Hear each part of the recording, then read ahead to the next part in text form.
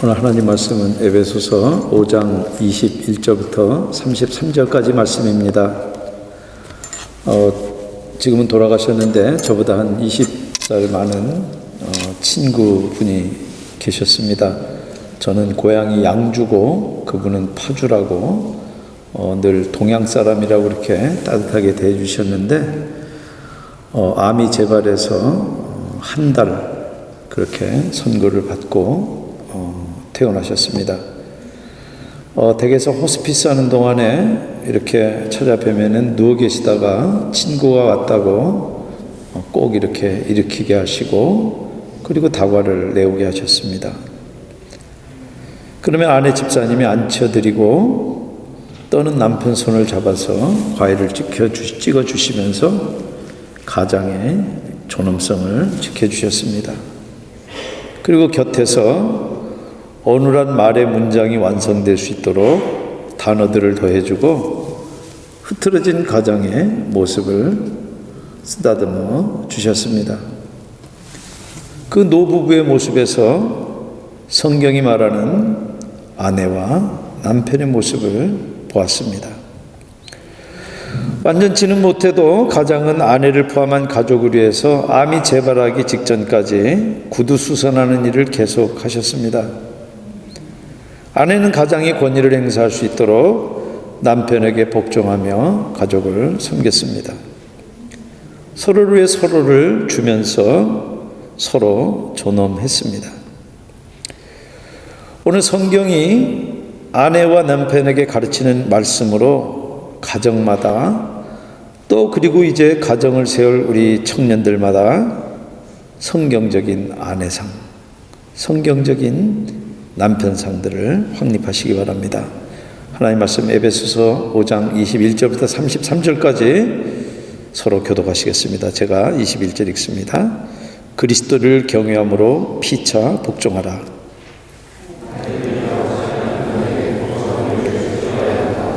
이는 남편이 아내의 머리됨이 그리스도께서 교회의 머리됨과 같음이니 그가 바로 몸의 구주시니라.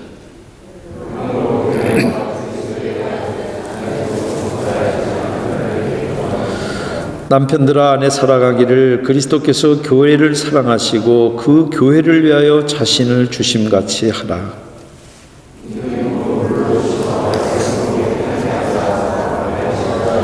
자기 앞에 영광스러운 교회를 세우사 티나 주름 잡힌 것이나 이런 것들이 없이 거룩하고 흠이 없게 하려 하심이라.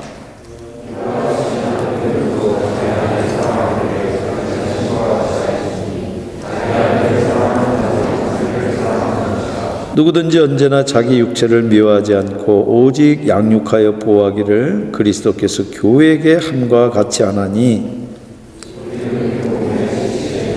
그러므로 사람이 부모를 떠나 그의 아내와 합하여 그 둘이 한 육체가 될지니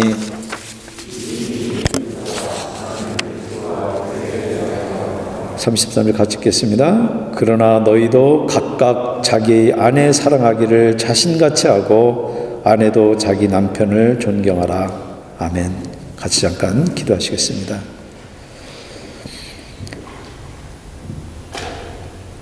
거룩하신 성령 하나님, 세상에 떠도는 아내의 모습, 남편의 모습이 아니라 우리들이 잡지에서 듣고 보고 배우는 남편 아내의 모습이 아니라 거룩하시고 어미로운 하나님이 바라보시는 남편 아내의 모습들을 우리로 보게 해 주시옵소서. 그 영광스러운 모습에 취해서 우리들의 얼굴에 그 영광의 광채가 반사되게 해 주시옵소서. 그래서 주님이 이 땅 가운데 새로 세우신 거룩한 가정들이 회복되고 그 가정들을 통해서 하나님의 거룩한 언약 백성들이 자라나가는 놀라운 은혜를 허락해 주시옵소서. 예수님의 이름으로 기도합니다. 아멘. 오늘 문장은, 오늘 본문은 3개의 소단락으로 나뉘어 있습니다. 22절부터 24절까지는 아내에 대한 권면, 그리고 25절부터 32절은 남편을 향한 권면, 그리고 마지막 33절은 요약입니다. 그런데 아내가 남편을 사랑하거나 존경하는 게 아니라 복종하라. 말이 됩니까? 독립된 인격체로 장성한 성인이 아내라는 이유로 다른 독립된 인격체 남편에게 복종하다니 말이 됩니까? 그런데 아내가 남편에게 복종하라는 것은 바울의 말도 아닙니다. 하나님의 말씀이고 예수님의 말씀입니다. 23절에 남편이 아내의 머리니 복종하라 하는 이 가르침은 성경에 여러 군데 나오지만 직접적으로 고린도전서 11장 3절부터 12절 그리고 디모데전서 2장 12절 1절부터 13절에 나옵니다. 그런데 오늘 본문을 포함해서 셋 다 창세기 2장에 나오는 아내 하와가 남편 아담 뒤에 창조되었고 남자로부터 지어진 사실에 기초하고 있습니다. 바울은 남자가 또한 여자로부터 태어나기 때문에 남자와 여자가 서로 의존적인 관계에 있다. 그러나 순서와 형식에 있어서 그리고 아내 하와가 창조된 목적에 주목하고 있습니다. 하나님이 아담을 잠들게 하고 아담의 갈빗대로 하와를 지으시고 나서 왜 짓는다고 이야기합니까? 돕는 배필로 지었다. 그래서 남편을 아내의 머리라고 가르치고 있습니다. 그런데 성경 말씀 가운데서도 시대 상황에 따라서 융통성 있게 적용할 수 있는 그런 문화적인 내용들이 있습니다. 그래서 1세기 고린도 교회에서는 여성들이 내가 싱글이 아니라 메리드라고 하는 표현으로 머리에 너울을 쓰도록 했어요. 디모데가 목회했던 그 에베소 교회에서는 어떤 문제로 인해서 여성들로 하여금 침묵하게 했어요. 그러나 둘 다 그 당시 문화의 어떤 특정한 상황에 국한된 명령이에요. 그러나 여기 남편이 아내의 머리인 사실은 변함없는 창조 질서입니다. 그래서 지금 예수님이 재창조하신 그 새로운 가정 속에서도 바울은 동일한 원리를 지금 재확인하고 있습니다. 예수님도 마태복음 19장 4절부터 6절까지 오늘 우리가 읽은 이 본문의 마지막 부분 창세기 2장을 그대로 인용을 하였어요.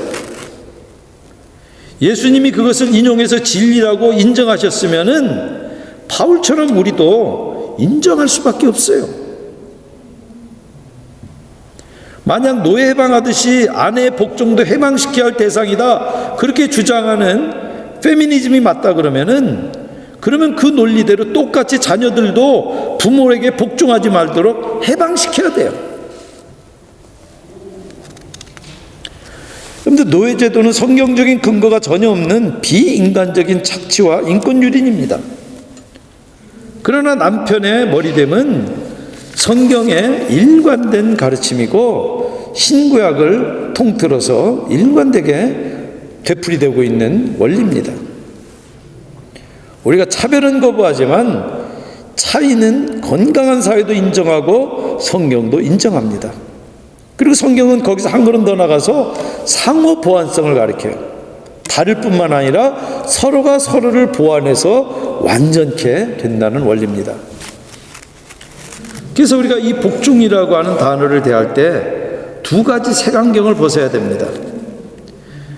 가부장적인 남성 중심의 성차별적인 색안경을 벗어야 되고 여성 해방론적인 그래서 모든 권위를 부정하는 색안경을 벗어야 돼요. 복종이 여성의 성차별적인 그런 역할을 제한하는 그래서 여자가 어떻게 야구를 해? 여자가 왜 야구 못합니까? 지금 군대 가서 전투의 최전방에도 가는데 그렇다고 차별의 철폐를 넘어서 차이까지 부정하는 것은 경계해야 된다는 거예요. 그래서 여기 지금 아내의 복종은 아무 생각 없이 무조건 남편이니까 그냥 무조건 복종하라, 그게 아니에요. 인격적이고 자발적으로 기꺼운 마음으로 머리된 남편이 하나님으로부터 받은 그 사명을 온전히 감당할 수 있도록 돕는 배필로 복종하는 거예요. 그렇게 해서 둘이 한 몸이 되어서 그리스도의 몸을 세워나가면서 사명을 힘써 감당하라. 이게 바로 사도 바울의 포인트입니다. 또 고린도전서 11장 3절에도 각 남자의 머리는 그리스도요 여자의 머리는 남자요 그리스도의 머리는 하나님이시니라. 그거 고대 가부장권적인 그런 문화에서 온 스테이트먼트 아닙니까? 비슷한 거 있어요. 아리스토텔레스도 남자가 천성적으로 여자보다 우월하기 때문에 지배하는 것이 맞다.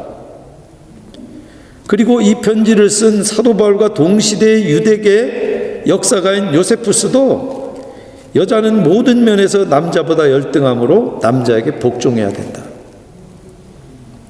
지금 에베소서가 아내가 남편에게 복종하라는 이 이야기가 고대의 그런 문화를 지금 반영해서 그런 가부장권적인 어떤 그런 이 구조를 강화하기 위해서 지금 하는 겁니까? 페미니스트 성경학자들은 그렇게 주장합니다. 그래서 이것은 문화적인 것이라고 그렇게 해석을 해요. 그러나 에베소서는 복종을 아내가 남편에 대한 태도로 가르치지 여성이 남성에 대한 태도로 전혀 가르치지 않습니다. 도리어 갈라디아서 3장 28절에 다른 모든 차별과 함께 남자 여자가 다 그리스도 안에서 하나다. 그리고 신앙 문제에 대해 있어서는 아내가 남편에게 복종할 의무가 없다고 가르쳐요. 고린도전서 7장 15절에 혹 믿지 아니하는 자가 갈리거든 갈리게 하라. 형제네 자매가 이런 일에 구애될 것이 없느니라. 만약 내가 믿는 아내인데 남편이 믿는 것 때문에 박해하고 그리고 신앙생활 못하게 하면은 그래서 그걸로 남편이 이혼하기 원하면은 이혼하라는 거예요. 가정이 우상이 아니에요.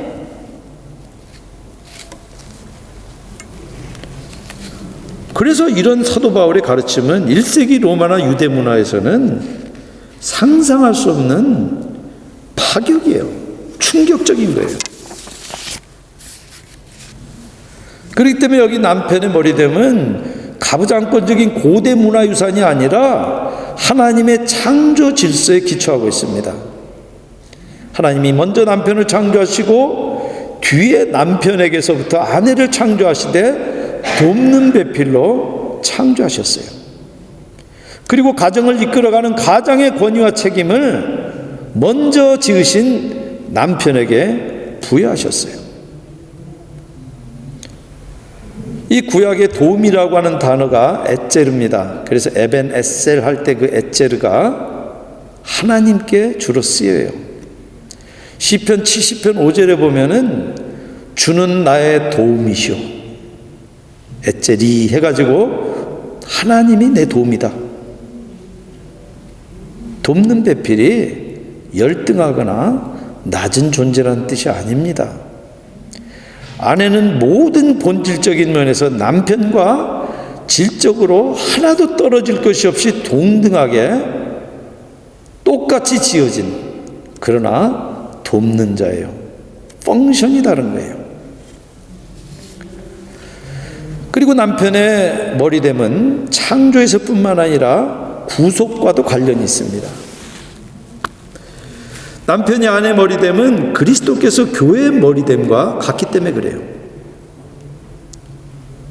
여러분들 그리스도께서 교회의 머리가 돼가지고 교회를 어떻게 대하십니까? 교회를 위해서. 여러분들 세상에 있는 교회들을 보세요. 어떤 교회인가? 손가락 당하는 그 교회들 아니에요? 근데 그 교회들을 내 교회라고. 그리고 바로 그 교회들을 위해서 당신의 생명을 내려놓으셨어요.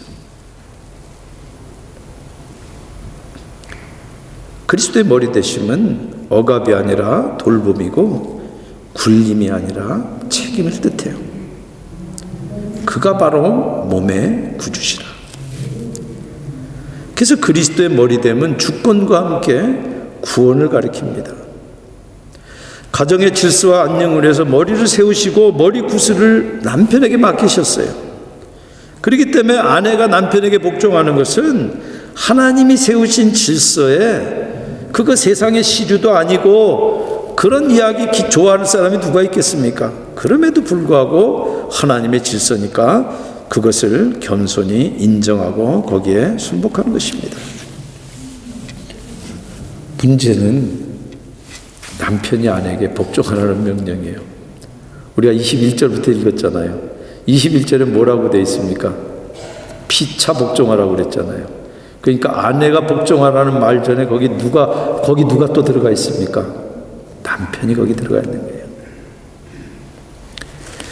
그런데 창세기 3장 16절에 범죄한 여자에게 내가 내게 임신하는 고통을 크게 더하리니 네가 수고하고 자식을 낳을 것이며 너는 남편을 원하고 남편은 너를 다스릴 것이니라. 타락의 결과 부부관계가 왜곡되어서 아내는 남편을 사모하고 어떻게든지 손아귀 쥐으려고 그래요. 그러나 남편은 아내를 다스리도록 만들었어요. 그런데 지금 사도 바울은 그리스도인 남편에게 다스리라 그럽니까? 여기 뭐라 그럽니까? 한 가지 명령밖에 안 해요. 다스리라가 아니라 사랑하라. 사랑하라.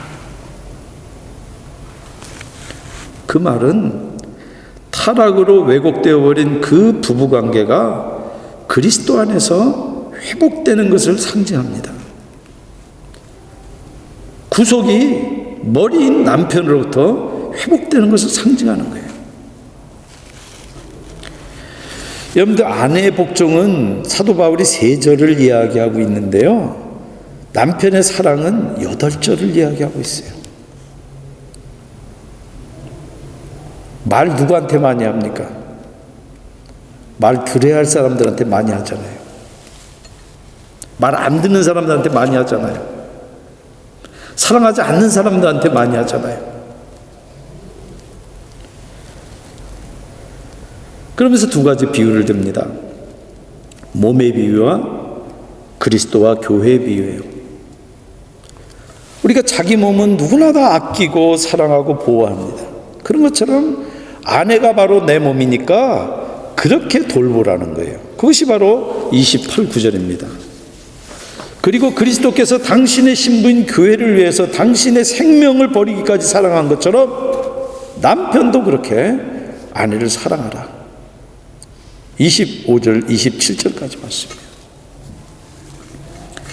물론 남편이 그리스도께서 하신 일을 모두 다 모방할 수가 없습니다. 택도 없습니다.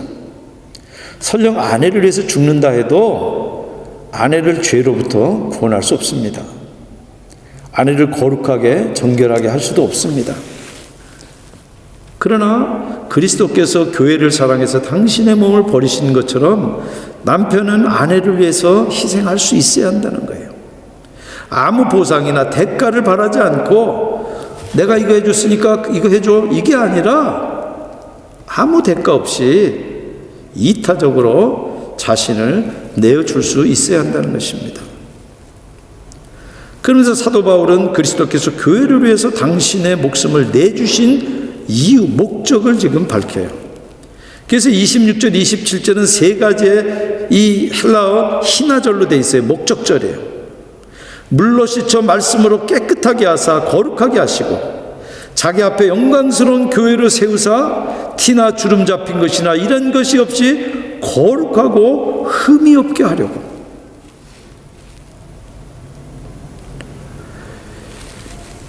여러분들, 교회가 그리스도의 몸인 것처럼 아내는 머리인 남편의 몸입니다. 머리인 남편은 그리스도께서 교회를 사랑하사 교회를 먹이고 살피고 살리는 것처럼 아내를 그렇게 먹이고 살피고 살려야 되는 거예요.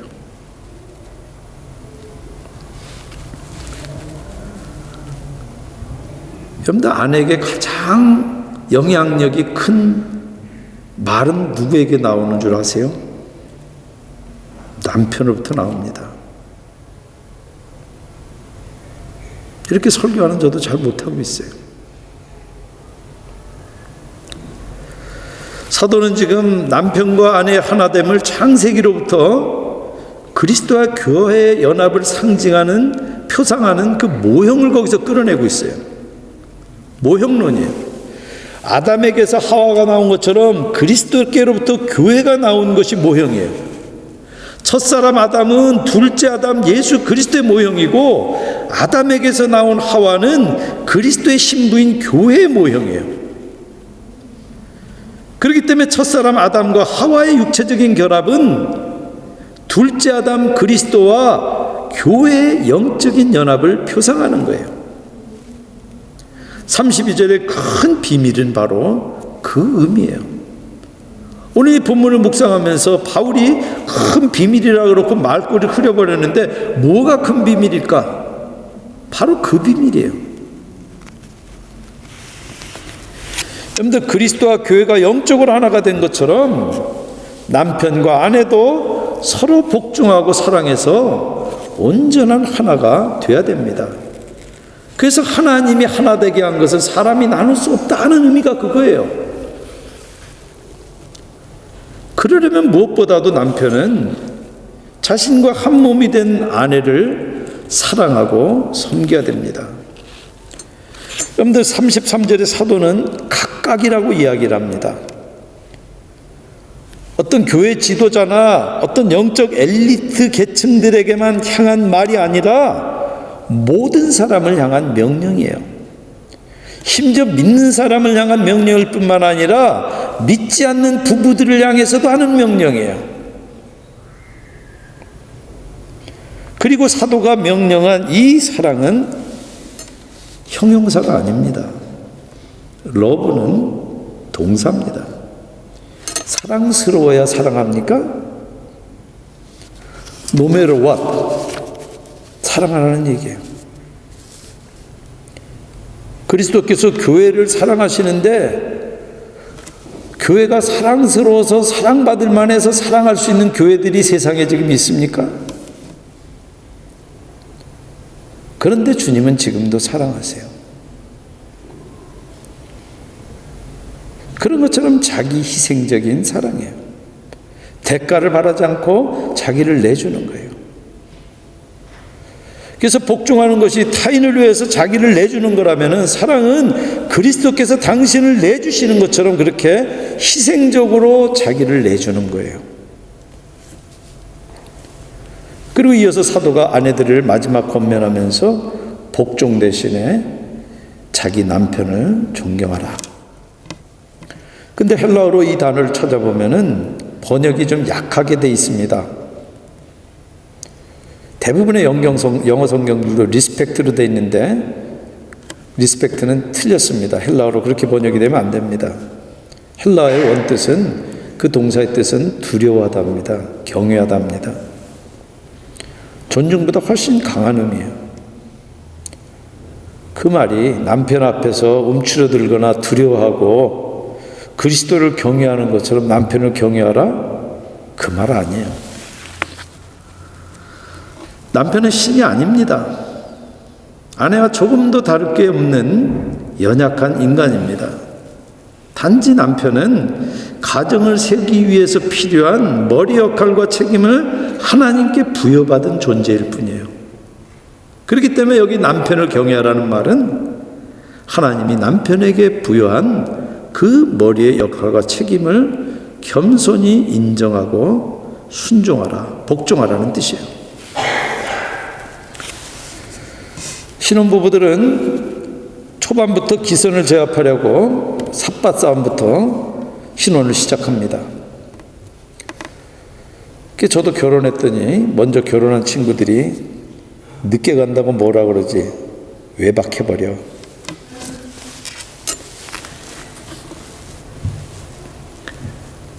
그러다가 우리가 바쁜 일상에 쫓겨서 수면 아래로 가라앉거나 갈랐습니다.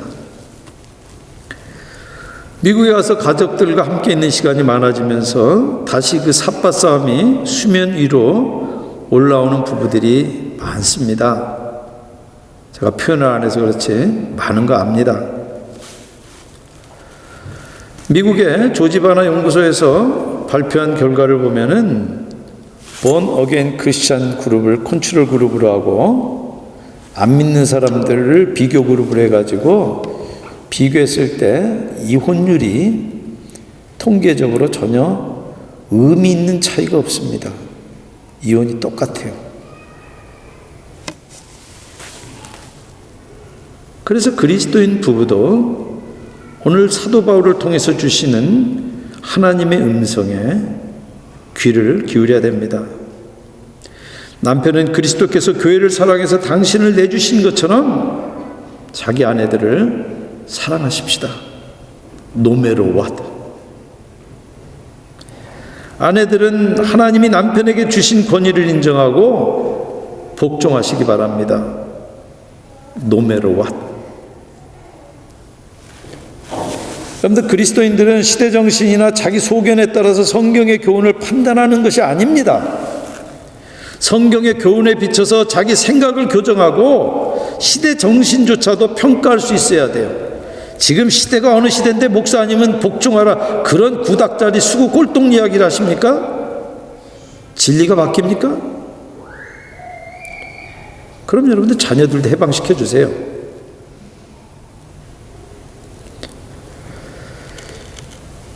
그런데 아무리 설명을 해도 아내 관점에서 복종을 가리키는 오늘 이 말씀이 그닥 유쾌하지 않으실 겁니다. 그래서 내가 교회를 안 오려고 그러지. 아마 속으로 그렇게 생각하실 수도 있어요. 그런데 복종은 굴종이 아닙니다. 하나님의 말씀이기 때문에 자발적으로, 인격적으로 그 의미를 알고 복종하라는 것입니다. 더군다나 그 복종은 당신 신분과 권리를 다 포기하고 종의 형체를 가지신 그리스도의 자기 희생적인 겸손을 따르는 길이에요. 그래서 예수님께서 이 땅에서 오셔서, 예수님은 100% 하나님이시고 100% 인간이에요. 그런데 이 땅에 계시면서 한 번도 하나님이시기를 주장하지 않으셨어요. 철저하게 종의 모습을 입고 인간으로 아버지 하나님의 뜻에 철저하게 복종하셨어요. 그런 의미에서 복종은 아내뿐만 아니라 남편까지 모든 그리스도인들, 모든 인간들이 체휼해야 되는 태도입니다. 그래서 모든 인간관계를 시작할 때 5장 21절에 피차 복종하라는 말을 거기에 기초로 깐 것입니다. 사랑하는 여러분, 삿바싸움 내려놓고 겸손히 복종하시기 바랍니다. 남편분들 삿바싸움 내려놓고 주님처럼 아내 발을 씻는 남편들이 다 되시기 바랍니다. 같이 기도하시겠습니다.